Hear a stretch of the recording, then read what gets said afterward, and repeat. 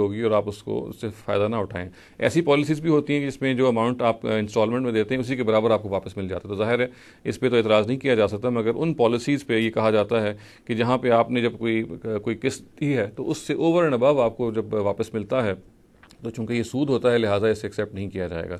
तो इसके बारे में भी ये जान लेना चाहिए कि असल में अपनी नौयत में ये एतराज़ दुरुस्त नहीं है। उसकी वजह ये है कि सूद तब होता है कि जब आपने वो पैसा कर्ज दिया हो किसी को, यानी आपने इंश्योरेंस कंपनी में अगर आपने बुनियादी तौर पे वो कर्ज दिया है, और कर्ज का मामला तो ज़ाहिर ये है कि उसको कभी ना कभी वापस मिलना है।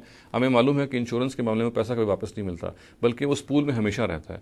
चुनाचे अगर इसको कर्ज करार दिया जाता और कर्ज पे हम इसमें कहते हैं कि सूद आ रहा है तो तभी इस पे ऑब्जेक्शन की जा सकती। जैसा कि मैंने अर्ज़ किया कि ऐसा नहीं है। अगर कर्ज ही होता तो फिर जाहिर है कि एक मुद्दत के बाद आपको वो कर्ज वापस मिलना चाहिए। हम ये जानते हैं कि कर्ज वापस नहीं मिलता, वो जो पैसा आप देते हैं वो बस वहीं पर रहता है। चुनाचे इसको हम कर्ज की डील नहीं कह सकते, और दूसरे लफ्ज़ों में भी कह सकते हैं कि ये एक कॉन्ट्रैक्ट है।